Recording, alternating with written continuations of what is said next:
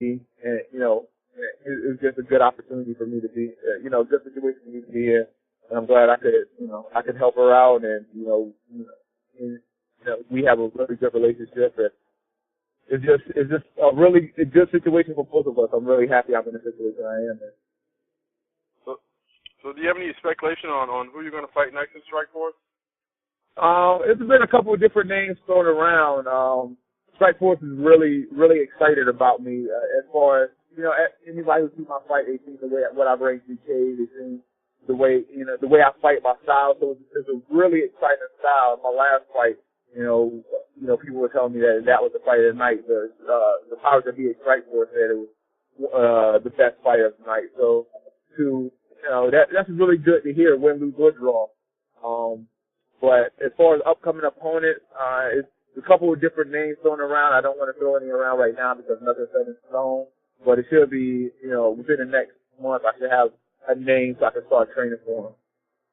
How about fighting over? I know Strikeforce does cross promotion. Have you dabbed into a fight over in Japan as well? Well, I mean, I would love to. I've been approached by the fans and media about maybe fighting in the upcoming. I think it's the Dream Tournament, light heavyweight tournament. That's something I would love to do. I don't think, I'm not sure right now. My contract with Strikeforce is pretty ironclad. I'm exclusive to Strikeforce right now. I could definitely use a talking to him, and I could definitely foresee that changing in the future, in the very, very near future.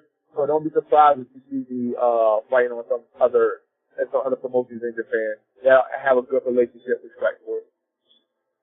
If the opportunity presented itself, would you move up a weight or move down a weight to fight?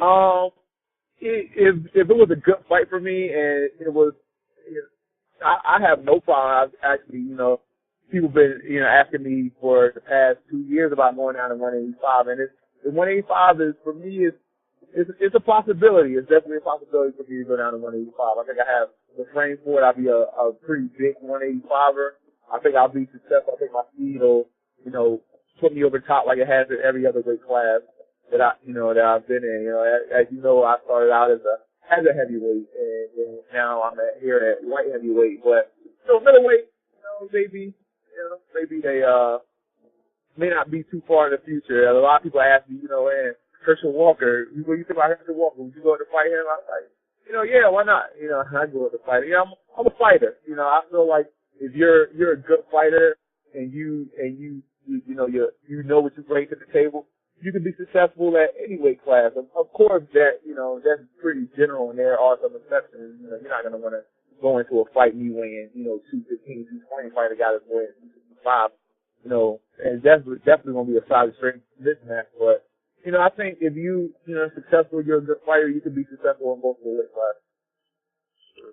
So, if you would have beat Rafael Cavalcante, would they have lined you up to fight King Rolawall or? Yeah, definitely. That was the next fight. That was next for me. The Cavalcante fight was a really interesting fight for me. Everybody who saw the fight knows how the fight was going as far as athleticism and just quickness. I was definitely winning the fight. It was a really lopsided output as far as the fight was concerned. And Rafael's good, man. He's a really good. He has really good stand up, and he caught me. It's just plain and simple.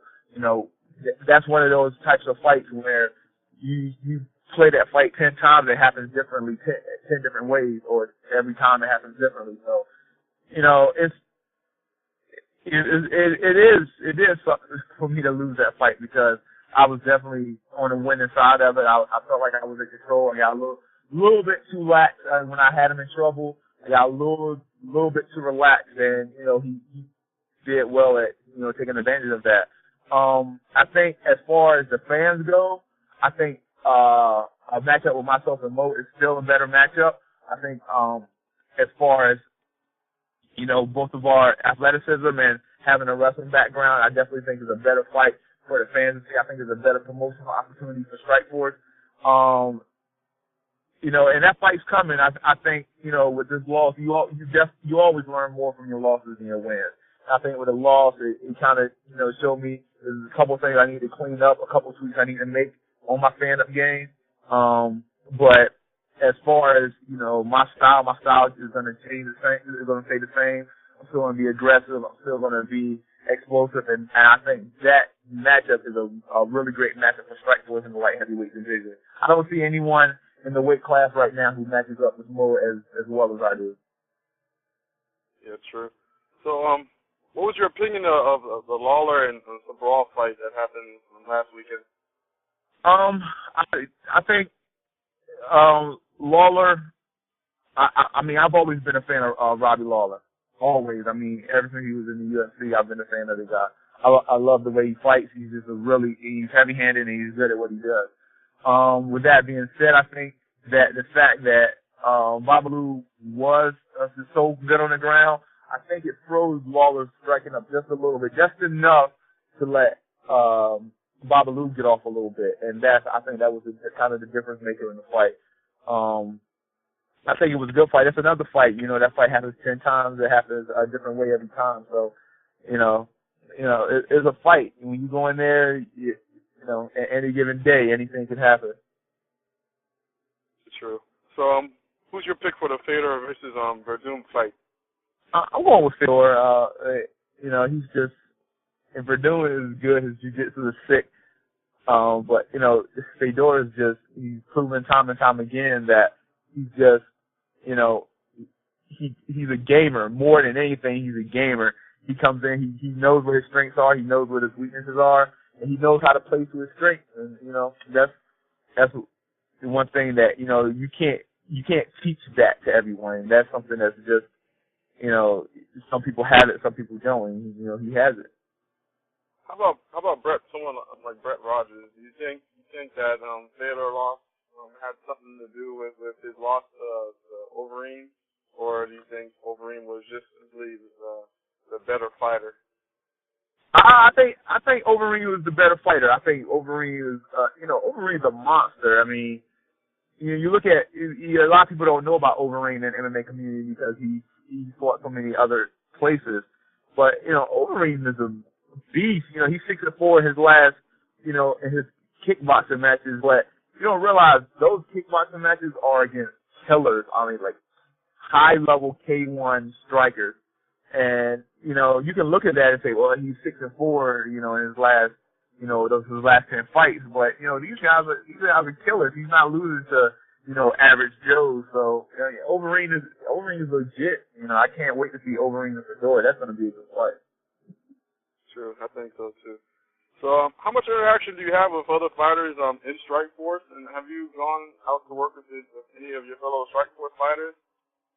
I haven't been out to work with any fellow Strikeforce guys. Actually, as far as fight, I'm going up to try to get some training in with Chris McCrae from the Ultimate Fighter. Me and Chris have actually been friends for a long time, so going out and train with those guys. Also, I'm going to go out to Denver and go to Grudge and train with those guys, Mark Ward, Rashad Evans, and those guys, just to get a different feel for training. Just to see some different looks is always good. And the more looks you get, the more well-rounded you'll be, and the more the more things you can see and be prepared for in the cage.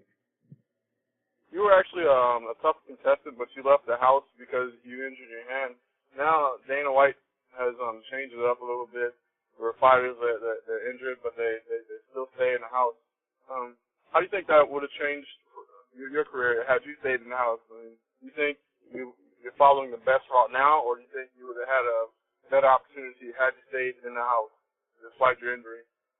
Man, well, I think that if I would have had a chance to stay in the house and had a chance to create some relationships and been able to perform in the UFC, I think I would have, it would have been smart. It would have been a really great relationship.